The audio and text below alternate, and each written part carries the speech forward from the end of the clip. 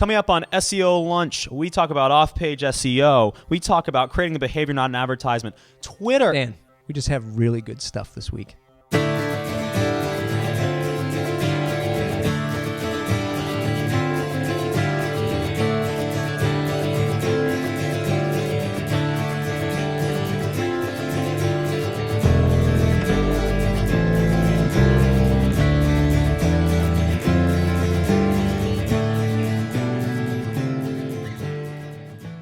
Hey everyone, welcome to another episode of SEO Lunch. I'm your host, Matt. And I'm Dan. Beautiful, hot summer day in New England, Dan. Beautiful, beautiful day. What show is this? You might be asking while you're looking at this on YouTube with the big title that says SEO Lunch. Well, it's SEO Lunch.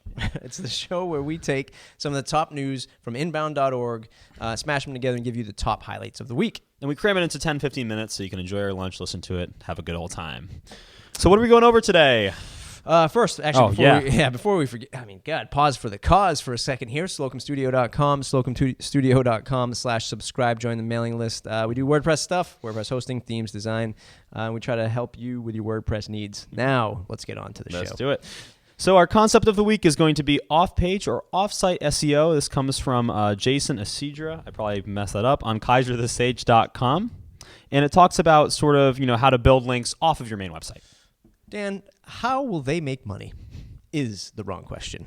By Josh Ellman on Medium. I think this is the first link we've used from Medium. Yeah. We'll talk a little bit about that once we get there. Oh, very cool. And then Sujan Patel on his own website, sujanpatel.com, talks about how giving away T-shirts made him over $500,000 in revenue. Mm-hmm. Dan's already running to the market to buy some blank some T-shirts. Twitter tests analytic features for users. I captured mine before they were all gone. Seth Fiegerman on Mashable tells us about this. And then how to leverage investment in video to build more links, something we do with our YouTube and whatnot. This comes from Phil Nottingham on Moz, our weekly Moz article. Resource of the week, the top 10 best AdWord features you're not using. Jonathan Dane on wordstream.com brings that to us, and I can't wait to dive in to that. I'm sure you cannot. Let's take it from the top. Off-page SEO in 2013 and beyond. This article again from Jason on Kaiser the Sage. It is our concept of the week. So basically, what is off-page and off-site SEO? If you're not familiar, or if you're a small business and you're just kind of coming right into this, off-page SEO is basically any optimization or any link building that is done outside of your main web page. And this article goes through a few of those concepts and a few good ways to do that. One great way I thought that was neat was LinkedIn. Basically, if you have an employee base, having them promoting on LinkedIn or saying, I work here and this is what I do. And then another one that's a little bit more typical of off-page SEO, but something you may not be aware of, is that Google will actually crawl for correlational data. So if you're, for example, I wrote here, if you search Slocum Studio or something, and we appear in your SEO Masters all over the place, for example, and somebody searches for SEO Masters, things like that, that correlational data may actually take effect, and we may actually start landing. Yeah, so if you just vomited your lunch all over the place with these big words that Dan's throwing around. If this is your first time diving in to web marketing, there's on-page SEO, all that stuff people are telling you, page titles, content, images, all this stuff on your site. Right. Then there's this off-site stuff, things that people are interacting with off the site in social networks. And we talked about a lot of this in our last episodes about using all this data. Right. Not just from our own site and Google Analytics, but from all the other data points we're grabbing through the web. I really like this article, too, because it's a nice... When everyone's coming up with all these unique content marketing ways and strategies and stuff like that we keep hearing about, this was a nice refresher course to say, here are some tactical things you can do with data and offsite stuff. But I really like the citation list down below. So if anything that you get from this, if you're a small business owner, slide all the way down to the bottom of this article and then check out the citation list. It's just a nice way to say, hey, here's a quick way to get 25 links right off the bat. This is something that if you're a small business owner, sit down on a weekend and consume this kind of article, because it's not something you're going to catch right away if you're brand new to this stuff. Right. So it's almost a resource of the week in itself. Yes. How will they make money, though? That's the wrong question, and Josh Ellman's going to tell us why. Yeah. So basically, this comes in lieu of this recent Snapchat stuff. They had a lot of venture capital recently, and they're actually valued now at like $500 million. It might be closer to $700 million at this point. Mike here, do you use Snapchat at all? I do not. So it's basically, do you know what it is? I do. Yeah. So what basically is happening here is these social media networks that are doing something a little bit different are getting all this money poured into them. But what's happening, we're seeing with like Facebook when they, when public and started doing all that advertising push, when Yahoo bought out Tumblr, a lot of these Instagram to Facebook and all that stuff. Yep, a lot of these things have started to implode because of all the advertising. You don't want to be browsing around, like seeing what your friends are doing and have like 1,000 ads. I'm sure you guys are frustrated looking at your Facebook pages and whatnot. I mean, even if it affects your business, you know what I mean? If you're trying to market that way and you're just being just another number now as part of this larger thing of advertising. Yeah. Good on you for bringing this article into the show, because I think that a lot of people who are out there are trying to find a new revenue stream on the web, and they're gonna start, watching the show to figure out how I can market myself on the web. Right. But then they're going to start to see, like, some people might be turning to a digital alternative to their brick and mortar store. Again, pizza company, I'm going to start creating my own digital cookbook or whatever. So they're looking at all this digital economy, and they're like, how do these people get billions of dollars for their software? I'm trying to make a couple bucks. So I think it's a good read for that. And one, the Medium platform, I don't want to spend too much time on this. Another interesting content platform, social network thing that's kind of coming up from nothing to something. You get a lot of good conversation happening on Medium. It's invite only, so there's that whole buzz thing. Like, can I get on Medium? Can I not? Who do I know? Who can invite me? Right. But again, it's like, hey, it's another publishing platform. Right. And if you're an SEOer, here's the conundrum. You're an SEOer, and you're like, hey, I want to use Medium because it's hot and sexy, but I don't own the content. I can't optimize the content. I can't do anything with it. Right. But if you go back to our previous article and say, how do you optimize offsite? Right. And brand recognition. Now, this person's on Medium. Right. He must be really, or she must be really, really intelligent, or must be really known in the community. So that's how they get their invite to Medium. So good stuff. Taking it full circle, right? Sujan Patel takes it full circle by telling us how he gave away T-shirts, and it made him over $500,000. So basically, what he did was just to give it a quick little thing, he basically bought American Apparel T-shirts, $10-15, and just started giving them away to people. He'd give away 5 or 6 T-shirts that were comfortable. People would wear them. And what this does is it leads to that 30-second elevator pitch where somebody says, "What is that?" And then you say, "Well, it is this, that, or the other thing."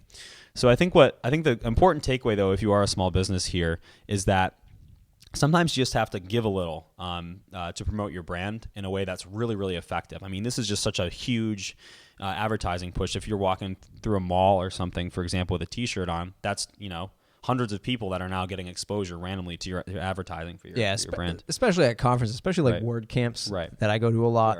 And there's always there's vendors giving away T-shirts. There's word camps that are giving away T-shirts. Everyone wants a T-shirt, that free swag kind of thing. But it does open the door. It's this kind of theoretical thing where, hey, it opens up the door. Well, what is that? Who are you? And it led to a $500,000 in revenue or whatever. Neil Patel actually I just reminded of his story the other day from Quicksprout.com, one of the most well-known SEOers out there. He talked about how he was at a conference and nobody wanted to talk to this individual that was asking questions, the basic questions, and no one wanted to give him his time. So Neil sat down with him, gave him 30 minutes of his time, never heard from the guy again. And then it was a weekend conference. So the next day, that guy was going around to everybody saying, hey, this guy Neil is awesome. Awesome. And then Neil tells a story that ended up into a $1.2 million referral to his business because somebody heard from somebody who said he was awesome. And you never know. I mean, if you spread your word, you're getting your foot in the door, whether it's, for better or for worse. It gets your foot in the door and it gets your name out there, which is wonderful. Mm-hmm. Twitter tests analytics features for users. You played around with this over the course of last week a little bit. It was taken down now, so I think they are sort of kind of testing it out, putting it out there, letting it roll a little bit and see what people think about it. But basically what it does is it tracks your tweets, stuff like that, your activity, people are clicking on it, whatever, interacting with it. It tracks demographic information, typical demographics, age, gender, stuff like that. And there are third-party tools out there already, but I think that the cool thing about this one is it is built into the system, so they may have access to other information that those may not. Yes. If this was released today, it'd be like fully released today and available. To me, that's like Christmas, right? Because I can't wait to see the kinds of data that they have, and that's why you haven't seen it. They have so much awesome data that they're just like holding within because it's so valuable. Right. When I saw this come through Twitter last week, I was like, what? Twitter Analytics? And I went right to it, snapshotted it, put in one of my Google Plus communities, and it looked at all my trends. Right. And that day, like it shows it by day. And I lost 4 Twitter followers that day. And it says, -4 plus whatever it was, 1. I was like, really? 4 people left me, today. What did I say today that got people to leave me? So, I mean, the possibilities are endless. I can't wait to see more of this. And I think that this is a perfect example of what we were talking about earlier, that they're doing a good job of creating a behavior as opposed to just advertising. Mm-hmm. And it's a great sort of non-direct way to advertise where you're not going to get in trouble with your followers unless you are kind of being a dick or saying, right. here, buy this, buy that. It sort of just allows you to track things in the back end while you're continuing to use Twitter the way you want to. Yeah, absolutely. Speaking of social, how to leverage investment in video to build more links. So basically, this is from Phil Nottingham and Moz. It's our Moz article, which we should just create as a thing now. Yep. And it's about using video as a link building tool. We talked about off-page SEO before. This is great. I mean, what better way to get your name spread out than somebody posting your video or embedding your video in an article? I mean, that's something that everybody's going to want to watch. It leads to them, if it's on YouTube, potentially going back to your page and viewing some of your other content. But the other takeaway that was really great and something that maybe not talked about enough is, honestly, adding a video to like a sales page that you may have on your website is a good idea. It kind of gives people a nice like visual walkthrough of what your product does potentially, and it just makes it look a little bit more professional, I think. Yeah. Of course, it's a no-brainer. It's just the hardest thing to do is, the quality, everything absolutely. That's poured into actually creating good video. Huge time sink, huge money sink for sure. And I'm not talking about hiring somebody to do it. I'm talking about buying like everything or whatever it may be. Yeah, exactly. And I think with the other thing too is when you're linking from YouTube, that traffic is going to go back to YouTube. Right.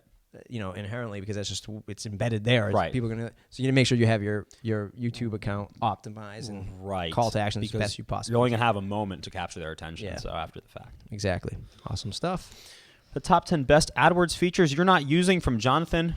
Interestingly spelled first name, Jonathan. Dane on wordstream.com. And that's our resource of the week. It's AdWords features. A lot of these, in all honesty, are kind of may or may not go over your head. Because some of them are a little more technical.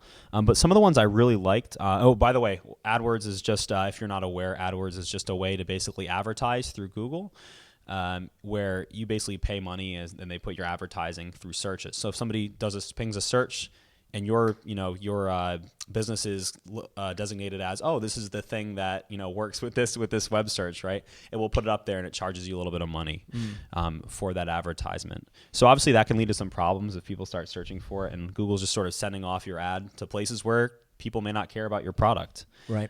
This resource gives you that edge. So it talks about, specifically there, it talks about broad match modifiers and stuff like that. So basically making it so that you delegate what people are going to search for to very specific things, or you contain it in a very specific thing. So the example they give is if you have a werewolf novel, right? And somebody just searches werewolf, they may not want a werewolf novel, but your ad will show up and you lose some money. Where if you put werewolf novels in quotations, for example, they'll have to search specifically for werewolf novels for your ad to show up with Google, which is wonderful. And then also just like if you're not a big Photoshop person and you just want to get some image-based ads out there, which are going to be a little bit more appealing to a user or end user, there's an image ad creator built into the AdWords, which I invite you to check out on the article. Yeah, that's something I didn't know. That's pretty cool. I actually can't wait to play around with that just to see what it's like. My favorite thing out of this is the they scroll down to it, the search term reports, saying that this is something that you should be, checking daily, if not weekly.